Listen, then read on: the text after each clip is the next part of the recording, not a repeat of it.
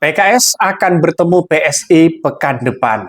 Diskusi rencana usung Anies Kaisang di Pilkada DKI Jakarta. Wah, wah, wah.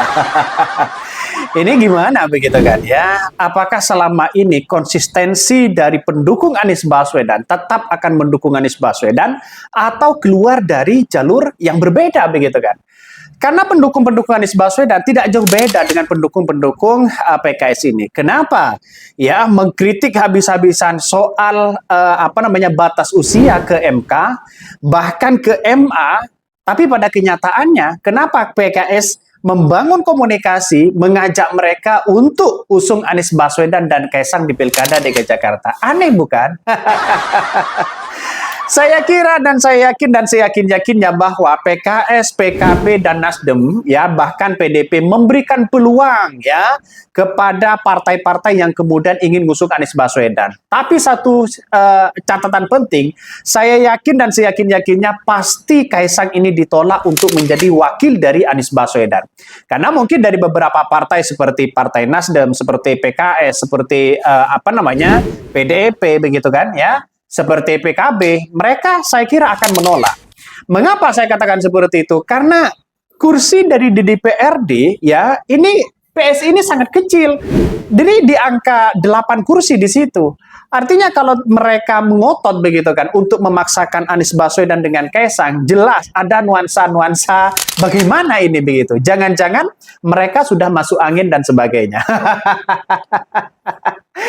Ya, yang namanya politik demokrasi sah-sah aja sih sebenarnya. Mau wakilnya Kaisang kek, mau wakilnya siapa kek, begitu kan. Tapi kita lihat saja, banyak yang mungkin orang akan kecewa kepada Anies Baswedan. Karena bagaimanapun, Kaisang itu adalah justru memberikan leluasa kepada dinasti politik. Seorang Jokowi di situ. Ini kan kritik habis-habisan kemarin MK ya, terus kemudian MA, batas usia dipreteli. Masa Anies Baswedan wakilnya menerima Kaisang? Ini secara perbedaan, oke lah, tidak ada masalah dalam dunia politik. Politik itu kan dinamis ya. Kita tidak tahu bahwa politik sekarang menjadi lawan, besok menjadi kawan. Tidak tahu kita. Yang tahu itu adalah politik kita itu adalah kepentingan. Kalau mereka punya kepentingan, bukan tidak mungkin Kaisang akan disodorkan untuk menjadi wakil dari Anies Baswedan. Tapi pertanyaannya sekarang di masyarakat adalah kenapa ya harus Baswedan dengan Kaisang? Kenapa tidak ada yang lain? Mau diduetkan dengan siapapun, ya warga DKI Jakarta itu sudah jelas mendukung Anies Baswedan dan bahkan itu diprediksi akan menang satu putaran. Apalagi lawannya adalah Ridwan Kamil, apalagi lawannya yang lain begitu kan. Coba kita lihat saja kalkulasi politik sekarang ini. Kalau semisalnya Kaisang itu tidak diambil oleh Anies Baswedan misalnya, tidak dicalonkan misalnya, mereka ditolak misalnya, bahkan Gerindra sudah menyatakan bahwa kadernya sendiri yang akan dimajukan, terus kemudian Partai Golkar akan memajukan kadernya sendiri, yang jelas bahwa ya politik Jokowi di DKI Jakarta sudah tamat mereka. Artinya sudah selesai. Pengaruh seorang Jokowi tidak bisa mereka. Kalau Kaisang ini tidak diambil begitu kan, artinya ditolak. Tapi kalaupun ya Anies Baswedan lalu kemudian mereka mau dengan Kaisang wakilnya, justru ini akan semakin masif bagaimana dinasti politik, bagaimana orang-orang yang kemudian akan menganggap bahwa Anies Baswedan ingin menang ini, itu, dan sebagainya, harus berkoalisi dan harus bergabung dan menerima Kaisang. Apakah seperti itu? Pasti banyak pertanyaan-pertanyaan itu, begitu kan? Artinya oke lah, dalam demokrasi untuk membangun bangsa dan negara, tidak ada masalah sebenarnya, begitu kan? Tapi satu tujuan demi bangsa dan negara.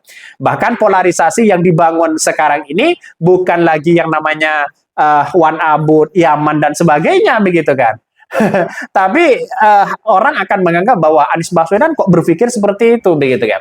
Tapi saya yakin dan saya yakin-yakinnya Anies Baswedan bukanlah orang yang bodoh, bukanlah orang yang ambisi kekuasaan. Saya yakin dan saya yakin-yakinnya saya tahu bahwa karakter Anies Baswedan tidak yang kemudian ya saya katakan tidak mungkin akan menerima Kaisang. Ini prediksi saya begitu kan ya. Tapi semuanya kan tergantung dari ketua umum partai. Kalau ketua umum partai mereka mempersilahkan seperti PKB yang sudah menjalin komunikasi dengan PSI, lalu kemudian sebentar lagi PKS akan bertemu PSI, membangun akan mendiskusikan bagaimana rencana mengusung Anies Baswedan dan Kaisang di Pilkada DKI Jakarta. Lantas bagaimana dengan PDIP? PDIP tidak tinggal diam. Mereka dengan leluasa menerima Anies Baswedan dengan lapang dada, dengan tangan kosong. Demi apa? Demi mencegal Kaisang. Demi mencegal Kaisang di situ, begitu kan? Artinya apa? Artinya PDIP hari ini yang penting terah Jokowi tidak eksis dalam dunia politik. Itu aja begitu kan ya. Makanya para pendukung-pendukung simpatisan dari PDIP sekarang bagaimana mereka menjegal dari keluarga-keluarga Jokowi. Asik bukan politik kita begitu kan. Oke lah, tidak ada masalah. Saya pribadi tidak ada masalah ya mau Anies Baswedan disandingkan dengan Kaisang, disandingkan dengan Andika Perkasa, disandingkan dengan siapapun, tidak ada masalah begitu kan. Karena politik itu adalah stigma yang kita bangun, itu bukan soal. Artinya apa? Artinya ini saya kira tidak mungkin Anies Baswedan akan diduetkan dengan Kaisang. Dengan kalkulasi politik yang ada, begitu kan.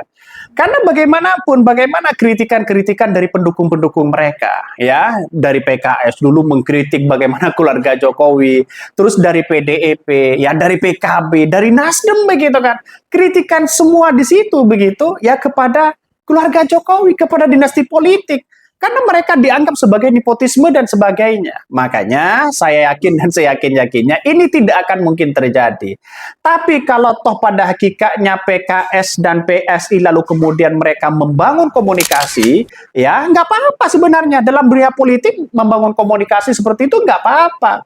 Tapi ya kita lihat saja apakah Kaisang ini berani ya membiayai ini semua. Karena wakil itu justru seharusnya orang-orang kaya. Seperti Pak Sandi dulu begitu kan. Anies Baswedan itu bukan hal yang kemudian menerima dengan lapang dada. Dari PKS akan menerima lapang dada. Tidak mungkin mereka. Pasti ada hitungan-hitungan politik yang kemudian mereka apa sih rasa kepentingan mereka. Nah, ini yang seharusnya kita amati betul ya.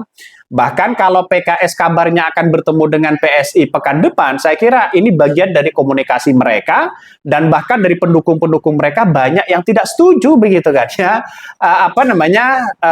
Anies Kaisang itu diduetkan. Makanya Ketua Dewan Pimpinan Wilayah DPW PKS ini kabarnya sudah ada komunikasi langsung dengan Ketua DPW PSI. Nah, kapan begitu ingin bertemu begitu? Apakah mereka akan mendorong Anies Baswedan ya untuk diduetkan dengan Kaisang atau bagaimana? Tapi yang jelas saya yakin dan saya yakin-yakinnya mereka akan tidak mungkin disatukan.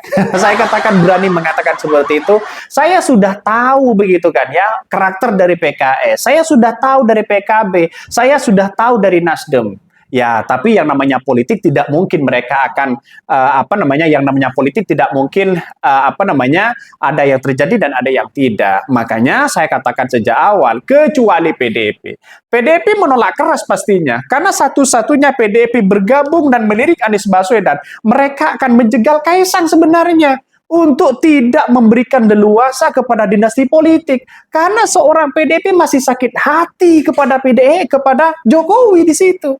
Artinya apa? Maka ini hitung-hitungan politik kita begitu sebenarnya. Saya yakin dan saya yakin-yakinnya bahwa apa yang kemudian dilakukan oleh PKS sebenarnya ingin membangun rasa percaya diri sih sebenarnya. Yang dulu dicap sebagai PKS ini adalah terafiliasi kepada ormas-ormas tertentu begitu kan. Maka dengan PKB sudah ya, dengan PDIP bukan tidak mungkin mereka akan bersatu begitu. Maka inilah yang kemudian menjadi cikal bakal pertemuan nanti PKS dengan PSI apakah menghasilkan Anies Baswedan diduetkan dengan PSI. Apakah seperti itu? Kita lihat saja. Nampaknya PKB ya sudah memberikan dorongan begitu kan bahwa Anies Baswedan diduetkan dengan dengan PSI ya, dengan Kaisang di situ begitu. Tapi saya rasa ini bagian dari curhatan mereka sebenarnya. Karena sudah jelas bahwa Zulhas mengatakan bahwa Kaisang itu sudah dilarang maju sebagai pilkada sebagai calon pilkada atau pilgub di DKI Jakarta. Itu sudah dilarang katanya begitu kan. Siapa yang mencela-mencela? Jangan-jangan Jokowi, jangan-jangan yang lain begitu kan. Ini sebuah realitas politik hari ini. Makanya saya yakin dan saya yakin-yakinnya bahwa Anies Baswedan nanti begitu kan ya akan memilih. Saya yakin dan percaya bahwa karakter Anies Baswedan tidak akan memilih orang-orang yang melanggar terhadap konstitusi. Tidak mungkin mereka akan memilih orang-orang yang melanggar konstitusi mereka. Yang jelas-jelas ini begitu kan ya. Bagaimana batas usia yang kemudian dipreteli di situ begitu. Nah, ini yang seharusnya kita amati betul ya. Mungkin itu yang kami sampaikan. Tonton terus channel Hodari Podcast Rakyat ini. Jangan lupa di-subscribe.